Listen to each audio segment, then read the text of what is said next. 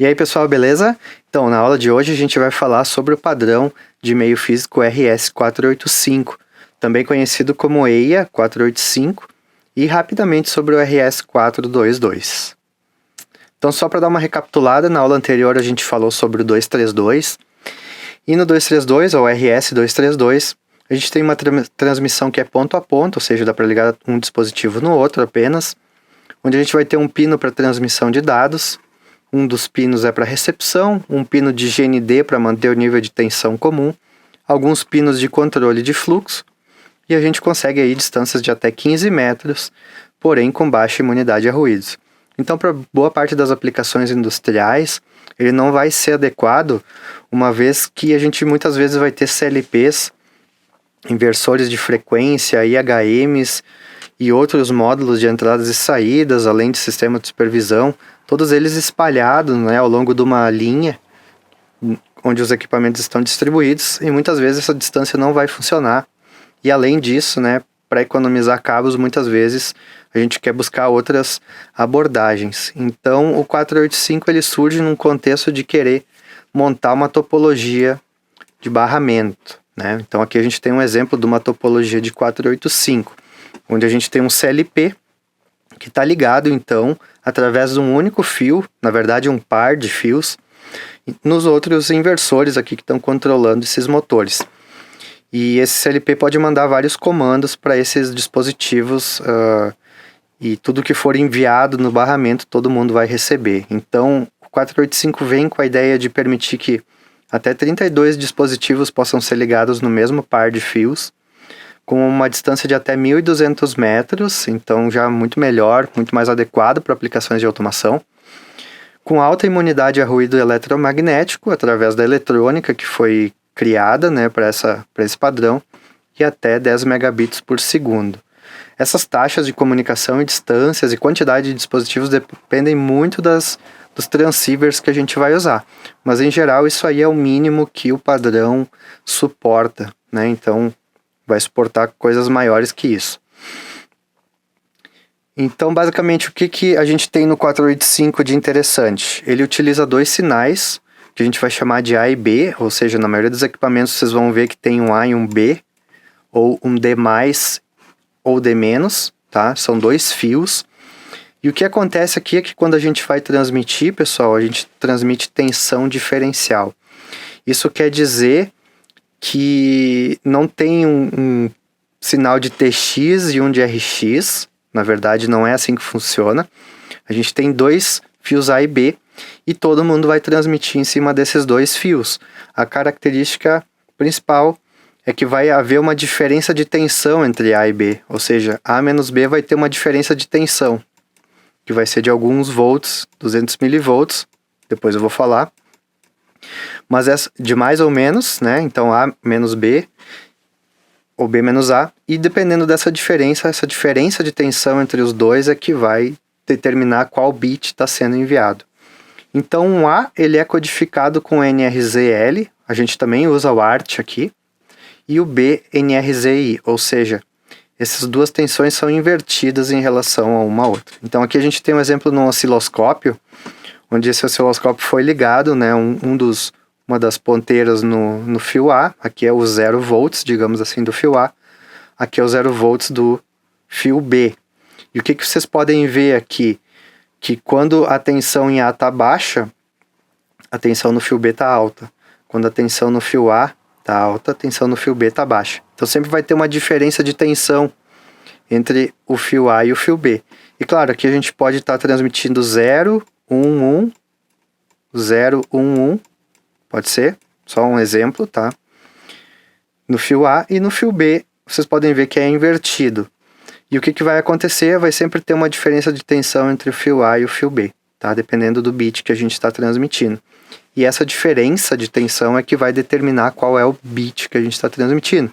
Então, por exemplo, o bit 1 aqui, ó, quando tem tensão positiva no A, tem uma tensão negativa, né, ou baixa no B. Então, A menos B, quando está transmitindo 1, vai dar uma tensão acima de 0. E quando a gente está transmitindo 0, Vocês podem ver aqui que a tensão é baixa em A e alta em B. Então, quando a gente está transmitindo bit 0, A menos B vai ser menor que 0. Eu já vou explicar por que de transmitir diferencialmente. Mas esse é o conceito, transmitir em A e B com tensões opostas, né? Tensões invertidas em relação um ao outro. E por que fazer isso? Por que transmitir em tensão diferencial? Basicamente, a gente vai usar duas técnicas aqui no 485. A primeira delas é usar o cabo par trançado.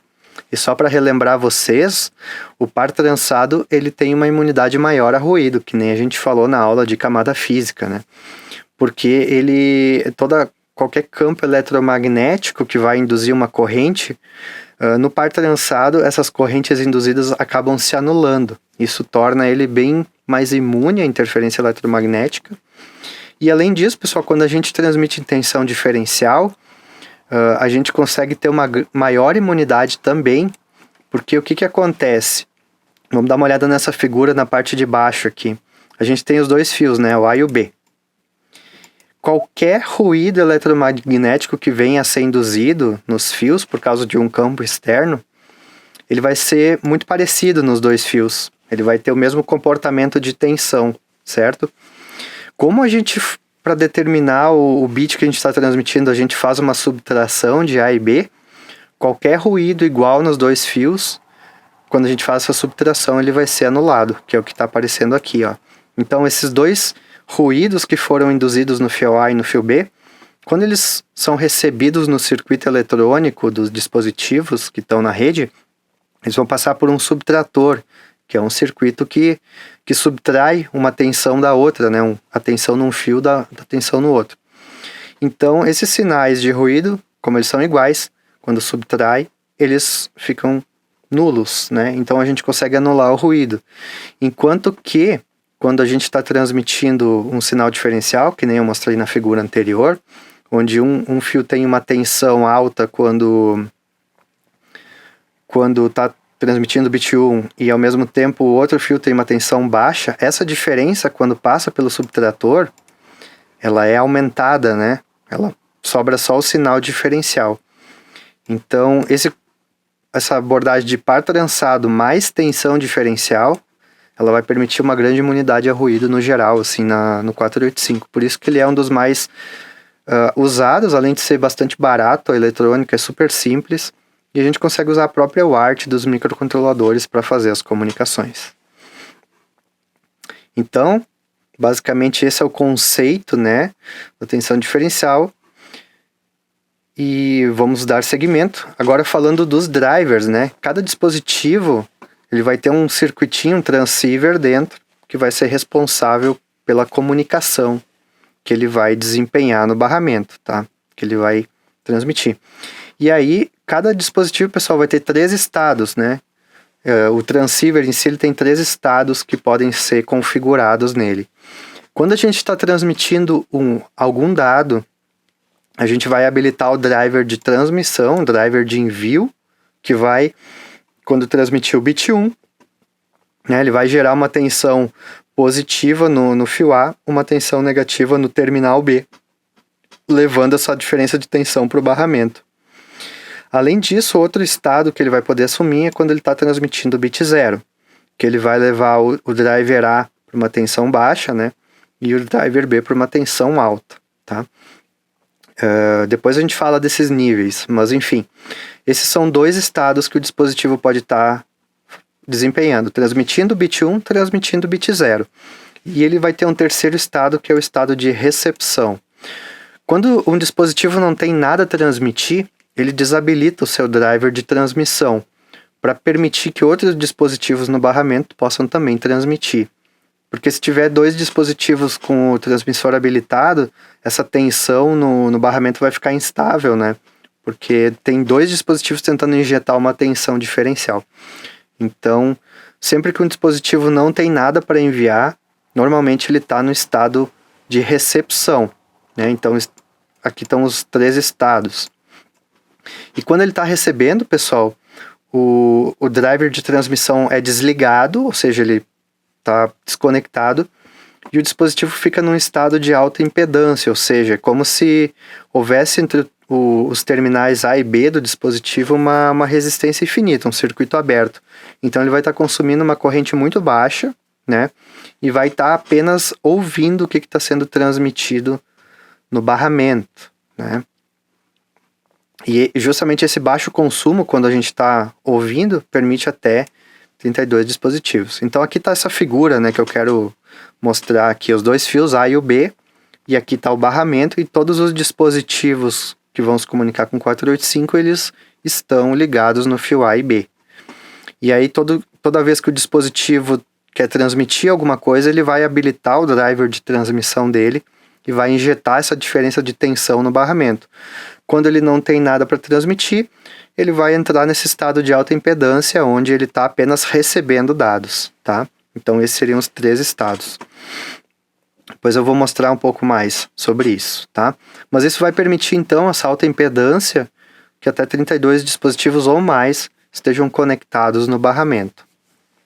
E aqui a gente vê uma forma de onda da transmissão de um byte de dados, tá?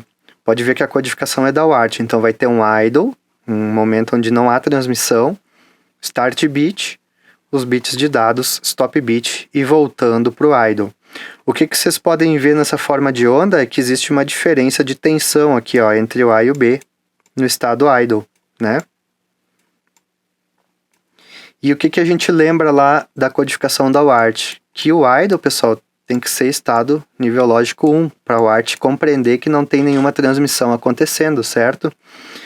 Então, entre A e B sempre vai ter, no circuito da 485, uma pequena diferença de tensão, que eu vou explicar depois, para garantir aí que a gente vai manter, quando ninguém está transmitindo, né, quando está todo mundo apenas recebendo, que o barramento permaneça em nível lógico 1. E como é que funciona isso, pessoal? Então, essas diferenças de tensão entre A e B. Então, o padrão estabelece que tem que haver uma diferença mínima de 200 mV entre esses sinais aqui, para ser considerado que há um bit sendo transmitido, tá? Então, quando a gente está transmitindo bit 1, pessoal, o VA é positivo, olha que nem a gente está mostrando aqui, ó. VA é positivo, VB é negativo. E essa diferença de tensão aqui tem que ser de, no mínimo, 200 mV, tá? Isso aqui tem que ser 200 mV. Então, todos os circuitos e transceivers, eles vão gerar, no mínimo, 200 mV de diferença de tensão. Então, o B, pessoal, poderia tranquilamente ser 1 volt, 0 volt. O A poderia ser 3 volts, 4 volts. Vai depender muito do circuito, da alimentação que a gente está montando. Mas, por padrão, esses transceivers vão garantir, no mínimo, 200 mV de diferença entre A e B. E quando a gente está transmitindo 0, pessoal, mesma coisa, ó. Se a gente fizer B menos A, que é esse caso aqui, né, que a gente está transmitindo 0, B está com uma tensão alta e A com uma tensão menor. Então aqui também vai ter 200 mV no mínimo de diferença, tá?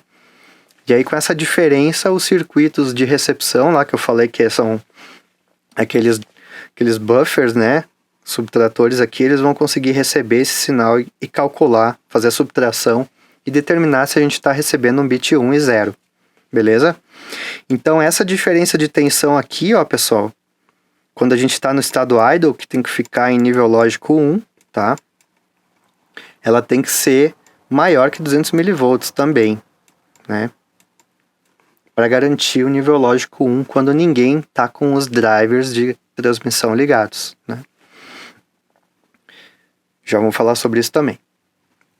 Então aqui, pessoal, um comparativo dos níveis de tensão em A e B, tá? Então vamos supor que a gente está transmitindo o caractere U maiúsculo, que é 55 em hexadecimal, ou seja, 0101, 0101 em binário. Nos níveis da TTL, o ART TTL, a gente vai encontrar o que? Aqui o idle, né? Nível lógico 1, aqui. O start bit vai para uma tensão baixa. E aí o LSB, o bit menos significativo aqui, e vai transmitindo todos eles e depois até transmitir o mais significativo, que é esse aqui, né? E o stop bit, nível lógico 1, e depois volta para idle, né? Só para relembrar. Então isso aqui seria em nível TTL, né? De 5 volts. Na 232, que a gente falou na aula anterior, Quando a gente está transmitindo bit 1, a gente tem uma tensão negativa. Quando a gente está transmitindo bit 0, a gente tem uma tensão positiva, né, de aproximadamente aí 12 volts e menos 12. Né? Então, se vocês quiserem recapitular, vocês podem assistir a aula de 232. Enquanto que no 485 ou no 422, que a gente vai falar depois, a gente vai ter então o fio A e o fio B, ó. O A é o contornado aqui, a linha, e o B é o pontilhado. Então, ó, nível idle, A maior que B, né? Vocês podem ver que a diferença aqui está em 5 volts, né? Vai depender do transceiver, que nem eu falei. Quando a gente está transmitindo bit 0, B fica positivo, A fica em 0, e por aí vai, né? Então, sempre uma diferença entre os dois também. Então, essas seriam as formas de onda, né, do TTL 232 e 485, em relação ao terra do circuito, né, no caso, que a gente está medindo. E quais topologias a gente vai poder montar com a 485, pessoal? Bom, existem 5 possibilidades, né? Um anel, daria para fazer um anel ligando todos os dispositivos, um barramento com derivações, né, onde a gente tem 2 fios e a gente faz uma derivação no meio. Uma estrela, onde a gente liga todos os fios juntos num ponto. Mas o recomendado, pessoal, é usar o Daisy Chain. E o Daisy Chain é isso aqui, tá? Então, qual é que é a ideia do Daisy Chain? A gente vai ter os nossos dispositivos 485. Aqui está o D+, e o D-, ou o A e o B, tá? E o que a gente vai fazer é pegar esse fio, esses par de fios trançados que vai fazer o barramento, e a gente vai fazer uma emenda sempre no contato aqui no terminal do próximo dispositivo. E no resto do tempo esse par continua trançado. E a gente vai emendando ele ali. Essa é a forma mais sugerida, é que vai ter mais imunidade a ruído. E ao mesmo tempo ela é a que traz o melhor desempenho para 485, tá? E isso aqui, por exemplo, essa figura aqui embaixo diz que, ó, isso aqui não é uma daisy chain. O que foi feito aqui? Foi feita uma emenda, né, no fio, lá no par trançado, e trouxe para cá. Não é a ideia, né, pessoal? É a gente fazer a emenda no terminal. Então, a gente vai pegar, abrir o nosso par trançado, né, descascar as 2 pontinhas aqui, descascar elas e fazer uma emenda, uma solda, ou botar um terminal crimpado, né, e vai fazer essa emenda aqui. Então, esse vai ser o nosso go-to, né? Vai ser sempre a nossa prática principal quando for montar um barramento. Bom, tem mais 2 requisitos aí, o circuito eletrônico da topologia 485. Primeiro, a gente vai precisar de resistores de terminação, que eu estou mostrando aqui, são esses resistores em verde de 120 ohms, que vão ficar nas extremidades do barramento. Esses resistores, pessoal, eles servem para evitar a propagação de ruídos nos fios e também reflexão de sinal, porque uma vez que um dispositivo envia um sinal, ele tende a chegar no fim do fio e ser refletido, se não tiver esses resistores. Então eles servem para dar uma descarregar, né, qualquer carga que tiver no barramento, tá? E isso evita também a propagação de ruídos. Então isso é uma coisa prática comum em boa parte dos barramentos de comunicação que a gente vai estudar. Sempre colocar resistores de terminação nas extremidades, tá? Que são esses resistores de 120 ohms, tá? E o que vai acontecer? Alguns dispositivos, pessoal, alguns equipamentos, eles vão ter no circuitinho deles aqui geralmente um jumper, tá? Um jumperzinho para habilitar esse resistor, porque às vezes ele já está na própria plaquinha aqui, já tem um resistor de terminação. Então a gente tem que dar uma conferida se tem, e se não tem, pessoal, compra um resistor de 120 ohms e coloca na extremidade. Faz uma emenda, coloca ele aqui, coloca esse resistor, né? Ou coloca ele externamente. Mas a gente tem que lembrar sempre de botar nos 2 dispositivos da extremidade os resistores de terminação, tá? E o que mais, né? Aqui tem um exemplo, né? O barramento. E aqui uns módulos de relés, né? Módulos de saída controlados por um PC, tá? E além disso, pessoal, aqui tem uma figura para mostrar justamente o que acontece quando a gente não põe terminação na rede e quando a gente põe, tá? E o que a gente vê aqui? A gente vê uma onda completamente destruída. Isso aqui é causado pelas reflexões, então a gente está transmitindo e é isso que está acontecendo no meio físico, e também por causa das interferências eletromagnéticas, tá? Então, colocando a terminação, a gente consegue reduzir esse problema dessas oscilações de tensão, né? Que vão causar problemas aí para os receptores descobrir se está transmitindo bit 1 e 0, basicamente, tá? Então, a gente sempre vai lembrar, precisa lembrar de botar o resistor de terminação. E outra coisa que a gente vai precisar é esse resistor de bias, tá? Lembro vocês, né? Eu estava falando antes que os transceivers, eles vão ter 3 estados, transmitindo bit 1, transmitindo bit 0 e alta impedância, quando eles estão desabilitados e apenas ouvindo, apenas recebendo dados, tá? Só que o que acontece, pessoal? Se todo mundo aqui nesse barramento tiver em alta impedância, não vai ter ninguém garantindo aquela tensão que eu falei, né? Para garantir um nível lógico 1, que é o idle, que a gente precisa lá na UART, tá? Então não tem ninguém garantindo esse nível de tensão. E para isso a gente vai colocar esses 2 resistores aqui, ó, no barramento. Esses resistores que a gente vai chamar de bias. Nessa figura eles têm o valor de 470 ohms. E aqui também. Então olha só, a gente está alimentando com 5 volts esse resistor e aqui aterrando ele, né? Então, o que a gente vai fazer, pessoal? Isso aqui é um divisor de tensão. Aqui em A gente vai ter uma tensão, aqui em B vai ter outra. E essa tensão, essa diferença de tensão entre esses 2 pontos A e B, ela vai garantir, na verdade, que a gente vai manter o nível lógico 1. Então, a gente vai montar esse circuito de bias de forma que a gente tenha 200 milivolts no mínimo entre o ponto A e o B aqui, né? Que vão ser ligados então no barramento. Como eu falei, o barramento tem alta impedância, ninguém está consumindo corrente, então as correntes que vão fluir para cá são desprezíveis, tá? Então com esse circuito a gente consegue garantir esse nível lógico 1 por causa dessa diferença de tensão entre esses pontos. Só para mostrar para vocês aqui, a gente vai então inserir no barramento, numa das extremidades dele, esses resistores. E olha só isso aqui. A gente tem então 5 volts, um resistor de 470 ou 680 ohms, e aqui o terra, o 0 volts. E nessa parte do circuito, em função desse divisor, né, esse circuito em série aqui, a gente vai ter uma corrente passando. Essa corrente I. E qual vai ser o valor dela? É a tensão, 5 volts, dividido por essa resistência equivalente, que no caso aqui é a soma dessas 3 resistências, então 680 mais 120 mais 680. Isso vai dar 3,37 mA de corrente aproximadamente fluindo aqui no circuito. Então a tensão no ponto A aqui, tensão VA, ela vai ser o que, pessoal? A corrente vezes 120 mais 180, né? Que é a tensão entre esse ponto e o 0. Então 680 mais 120 vezes 3,37 mA vai dar 2,7 volts nesse ponto.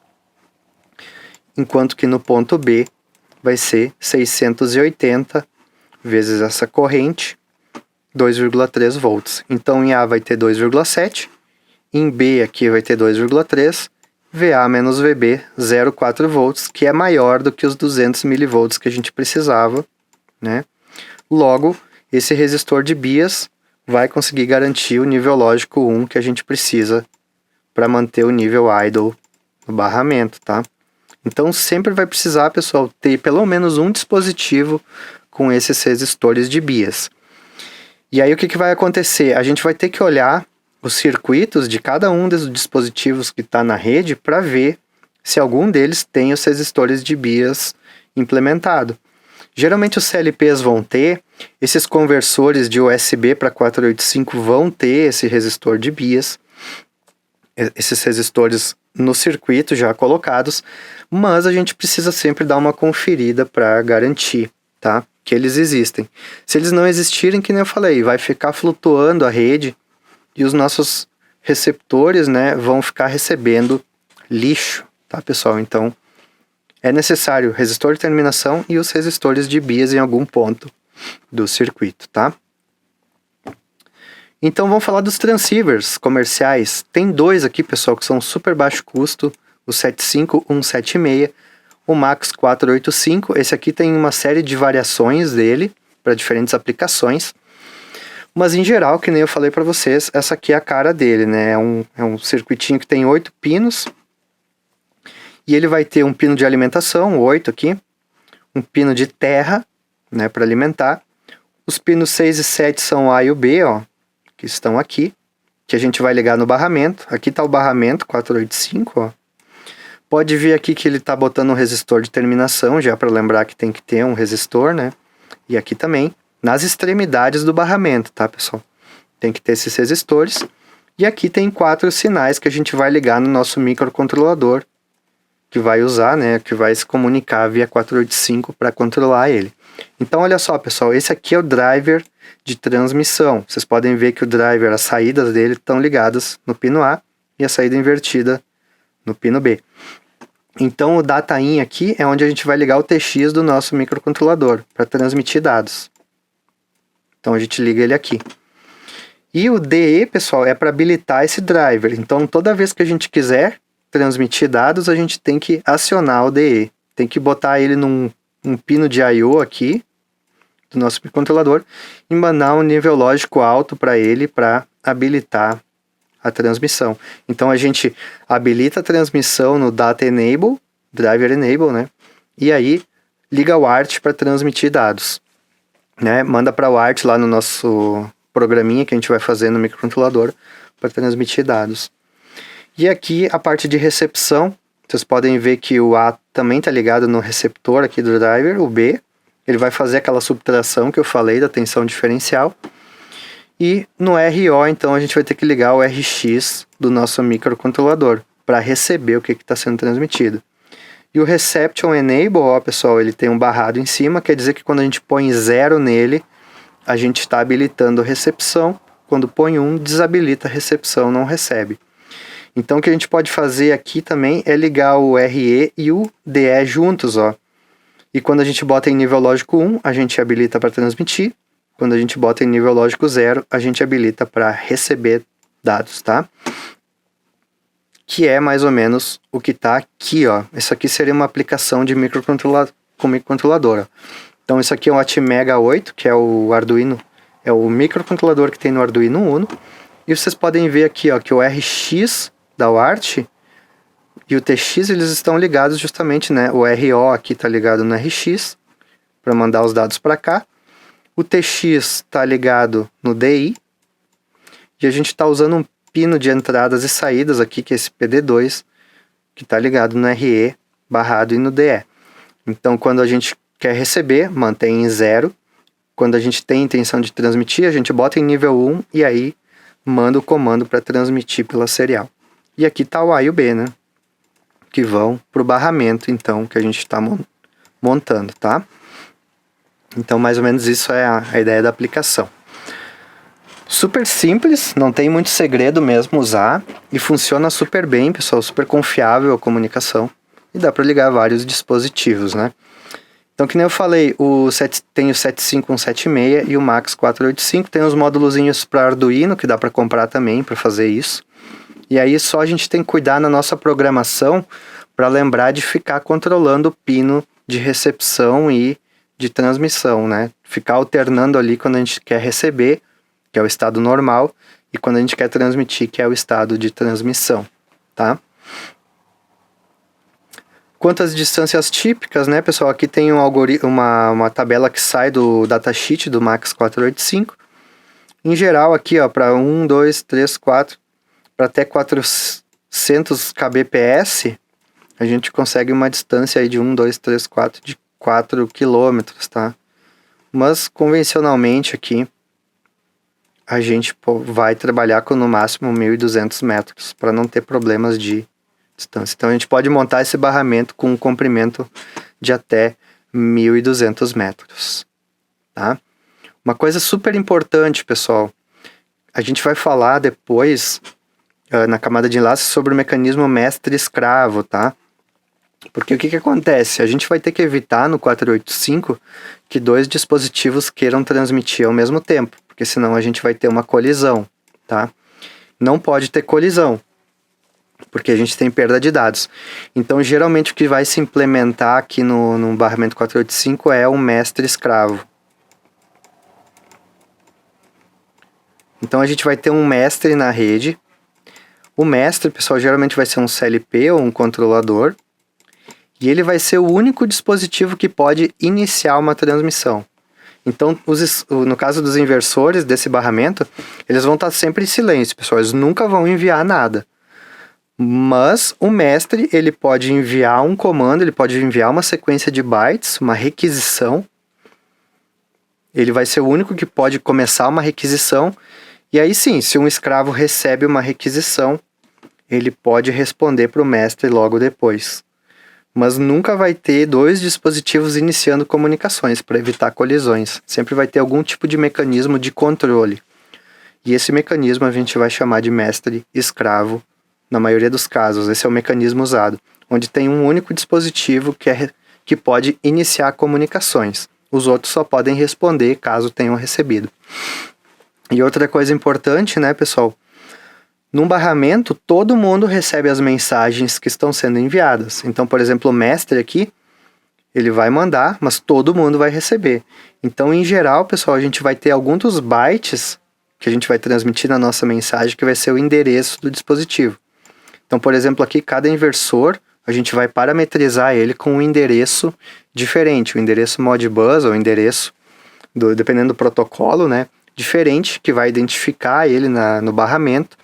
E aí, quando esse mestre mandar uma mensagem, ele vai ter que botar um endereço na mensagem, para cada dispositivo saber se essa mensagem é para ele ou não, e só responder se a mensagem for para o mesmo endereço que foi configurado aqui na parametrização dele. Tá? Então, essa é a ideia do mestre-escravo, que a gente vai falar mais adiante também. Então, isso é importante, pessoal. No 485 sempre vai ter pelo menos um dispositivo que ele vai controlar ou vai gerenciar as comunicações, né? Que é ele que vai inicializar. Os outros só vão receber e responder, tá? Para evitar colisões. Beleza, limitações e cuidados com 485, pessoal. A gente pode usar repetidores. Lembra que eu falei que um repetidor ele recebe um sinal e reamplifica. Com isso a gente consegue ampliar o comprimento da rede, tá? Então, se a gente precisasse fazer uma rede com mais de 1.200 metros, a gente pode botar um repetidor que vai amplificar esse sinal na rede. Outra coisa, a gente pode cuidar com a blindagem e o aterramento. Então, em geral, pessoal, o que vai acontecer A gente vai colocar uma malha. Vocês estão vendo aqui no barramento que tem esse anel preto, né? Isso aqui é para representar uma malha. Então, a gente vai usar um par trançado com blindagem externa. E a gente vai geralmente aterrar essa blindagem em um dos dispositivos ou num terra que a gente tenha no circuito para melhorar ainda mais a imunidade a ruído. Então, geralmente se coloca uma malha, uma blindagem.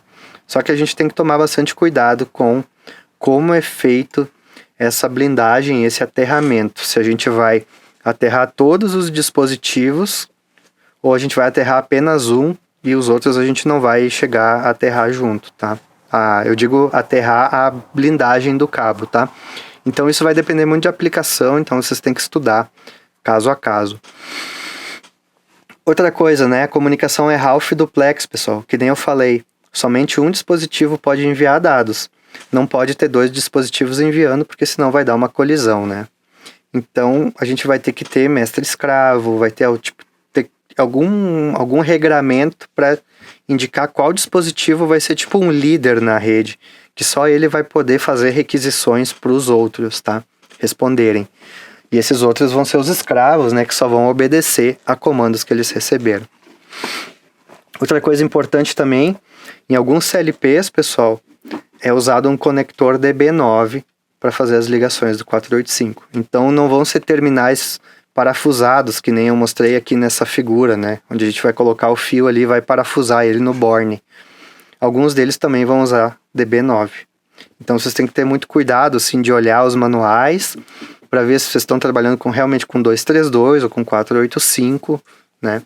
Por causa disso, tá? Então, sempre atentos a esses detalhes. Sempre olhe os manuais dos equipamentos. Então, para dar um exemplinho de aplicação para vocês aqui, ó. Essa plaquinha que eu estou mostrando aqui em cima, ela é um dispositivo de I/O remoto, tá? Então a gente consegue ligar alguns relés acionar umas cargas. A gente consegue ligar também uns sensores, uns botões aqui para fazer uma comunicação, por exemplo, entre esse módulo e um computador, uma interface, um sistema de supervisão aqui que está rodando nesse PC. E aqui tem uma outra placa, né, do mesmo modelo, e ambas têm aqui a sua porta 485, tá?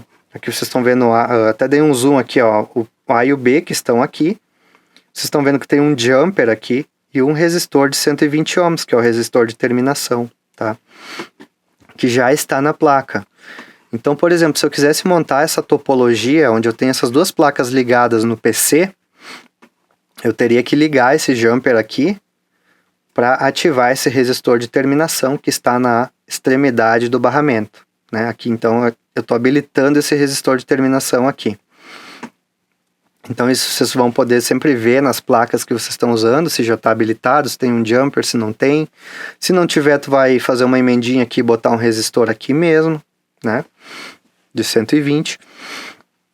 O intermediário aqui do barramento não precisa ativar o resistor. E o que a gente tem aqui, pessoal? Um conversor USB 485. É um conversor, baixíssimo custo, custa R$20, R$25 na época que eu estou fazendo esse vídeo. Os mais simples, óbvio. E tu vai ligar ele no USB do PC. Ele vai ativar uma porta COM. Ele vai criar uma porta COM no gerenciador de dispositivos, uma porta serial, né, para a gente poder abrir ela e trocar dados, por exemplo, com o supervisório, com um programa que a gente está desenvolvendo. E vocês estão vendo que aqui embaixo, ó, tem o identificador do A, D+, e D-, ó, A e B, D+, e D-, né? Então cuidado aqui na hora de ligar para fazer certinho. E com isso, vocês vão conseguir enviar dados do computador ou requisições para essas placas responderem. Então aqui a gente geralmente vai ter um mestre, o PC vai ser o mestre, e aqui essas placas vão ser escravos, tá?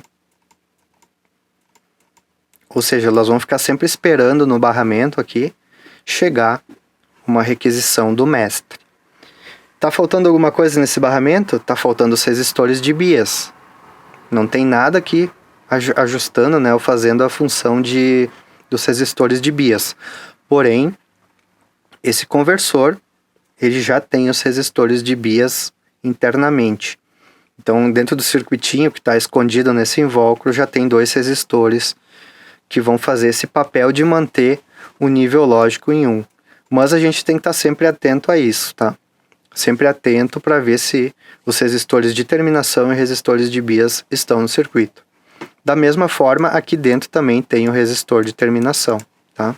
Implementado. Então isso a gente tem que olhar no manual, tem que abrir às vezes para dar uma conferida. Mas com isso a gente garante, né, que a gente fez a montagem do barramento de maneira adequada, beleza? Então a gente vai fazer práticas com isso aqui também mais adiante. Aqui tem um outro exemplo, né, de um sistema de câmeras, por exemplo, onde tu pode ter algumas dessas câmeras de segurança, elas têm uma interface 485, né, junto nos conectores atrás dela. E essa comunicação, na verdade, é para a gente ajustar o foco, fazer algum ajuste de sensibilidade da câmera, tá? Ajustar o zoom, tudo isso. Então a gente pode ligar essas câmeras num barramento 485 no computador, né, através de um conversor USB, que não falei, né, o A-, ligar todas elas num barramento e se a gente endereçar elas, colocar endereço 1, 2, 13, por aí vai, né, nelas, a gente consegue mandar comandos através desse PC para ajustar, fazer ajustes de cada uma delas, né. Então, em geral, pessoal, os sistemas de vigilância, eles vão ter, né, os cabos que vão transmitir a imagem em si, né, separados, cabo coaxial, algum cabo assim que vai chegar numa interface, e nessa interface vai ter lá uma porta 485, a gente vai poder também puxar 2 fiozinhos, então, um par trançado para cada um dos escravos, para conseguir comandar eles e modificar algum parâmetro que eles tenham, tá? Então é bem tradicional usar 485 em uma série de aplicações. Aqui tem um outro exemplo, então, também de ligação num PC, onde a gente tem os dispositivos 485 aqui embaixo, E é a questão da malha, né? Tu vai ter o fio A e o fio B e tu vai ter uma malha externa aqui, que está aterrada, no caso, em todos os dispositivos, para manter o nível de tensão igual e para ajudar na blindagem, tá? Para aumentar a imunidade a ruído. Então isso varia caso a caso, é bom a gente ler os manuais dos equipamentos que a gente está usando, que geralmente vai ter algumas linhas gerais de como melhorar essa blindagem. Por fim, pessoal, falando rapidamente da 422, a 422 ela é full duplex, porque ela vai usar duas interfaces 485 e ela é ponto a ponto. Então ela permite só ligar dois dispositivos no geral, tá? Onde vocês podem ver aqui que cada dispositivo vai ter um par, ó, um par para transmissão e um par para recepção, tá? Então aqui está um par de transmissão que tu vai mandar do TX para o RX do outro e o TX de um para o RX do outro. Aí a gente consegue fazer o full duplex, né? Que é uma coisa que no 485 a gente não consegue. Então, em geral, o 422, a única diferença dele é que ao invés de ter só um par, vão ter dois, um para transmissão e um para recepção. Mas dificilmente a gente utiliza ele. No geral, a gente vai usar para as aplicações de automação mesmo o 485, tá? Aqui um conversorzinho, então, só para dar mais um exemplo, tá? São de baixo custo e vão permitir aí a gente ligar num CLP, ligar um PC no outro através de 485 também, ou ligar um Arduino que tenha um Shield 485 no PC também e conversar como se a gente estivesse abrindo uma porta COM mesmo na serial, beleza? Então a gente vai fazer uma prática com o 485 mais além. E a gente tem uma série de conversores comerciais, né, que são daí um pouco mais caros, mas eles vão ter aí a opção de trabalhar tanto com 485 como 422, dependendo das ligações que a gente fizer. E também vai ser uma coisa um pouquinho mais robusta, mais testada, né, do que esses conversores mais baratinhos aqui, beleza? Então é isso aí, pessoal. Curtiram a aula? Vocês comentem aí com as dúvidas que vocês têm, algum feedback, alguns links. Claro que as aulas aqui estão sendo muito mais teóricas, né, de explicar os conceitos, mas também vão ter uns vídeos mais para frente aí com coisas mais práticas, né, usando bibliotecas mesmo de programação para a gente poder desenvolver. Então curtam o vídeo aí, compartilhem, sigam o canal e os materiais complementares dessa aula vocês podem encontrar na minha página pessoal também. Então é isso aí, um abração e até mais.